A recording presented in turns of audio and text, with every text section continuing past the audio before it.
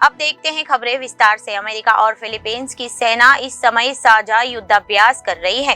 दोनों देशों के सैनिकों ने चीन को सख्त संदेश देते हुए जेवलिन मिसाइलें लॉन्च की और हॉवित्जर तोपों से अभ्यास किया। दक्षिण चीन सागर के तट पर फिलीपींस के इस आक्रामक अभ्यास से दिखाया गया कि कैसे वो किसी समुद्री आक्रमण को विफल कर सकता है। लाइव फायर अभ्यास उत्तरी इकोफोर्स प्रांत के तटीय शहर के लोआको तटों पर आयोजित किया गया। फिलीपींस का ये हिस्सा चीन के सबसे करीब है। एक्सपर्ट मान रहे हैं कि इस अभ्यास के जरिए अमेरिका ने चीन को संदेश दिया गया है कि ताइवान या फिलीपींस में उसकी आक्रामकता का जवाब दिया जाएगा। चीन ने इसकी एक्सरसाइज पर आपत्ति भी दर्ज कराई थी। मिली हुई जानकारी के मुताबिक दक्षिण चीन सागर में फिलीपींस के जहाजों और चीन तटरक्षक बल के बीच बीते कुछ समय से तनातनी बढ़ी हुई है। चीन अपनी नो डेस्क लाइन के तहत लगभग पूरे क्षेत्र पर दावा करता है, जिसे 2016 में एक अंतर्राष्ट्रीय न्यायाधिकरण ने खारिज कर दिया था। वहीं दूसरी ओर अमेरिका और फिलीपींस की सेनाओं ने फिलीपींस के उत्तरी और पश्चिमी तटों पर दक्षिण चीन सागर और ताइवान जलडमरूदम मध्य पर केंद्रित रखा है।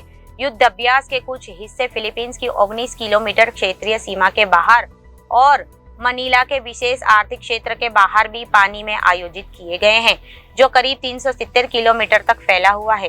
वाशिंगटन संयुक्त कार्य बल के commander US Marine lieutenant general Michael सेड हरोम ने बताया कि अमेरिका और फिलीपीन की सेनाओं ने मिसाइलें दागी और तट पर तैनात हॉवित्जर तोपों का इस्तेमाल कर अभयचर युद्धपोतों के लिए खड़ी 5 प्लाटून को डुबा दिया। ताइवान के दक्षिण के प्रांत बटानेस में अमेरिका और फिलीपींस की सेनाओं ने देश की सबसे उत्तरी नगरपालिका इतबायत पर फिर से कब्जा करने का भी अभ्यास किया।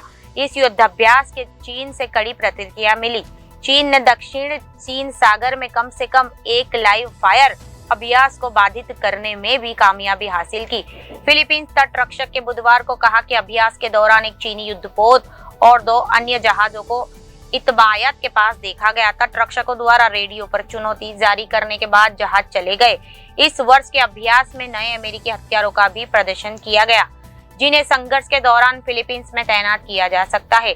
एशिया प्रशांत क्षेत्र में पहली बार अमेरिकी सेना ने एक नया मध्य दूरी का मिसाइल लॉन्चर तैनात किया। उसे टाइफॉन कहा जाता है। ये उत्तरी फिलीपींस के दक्षिण चीन सागर और मुख्य भूमि चीन में चीनी ठिकानों पर ताइवान के लक्ष्य को पहुंचने में सक्षम है।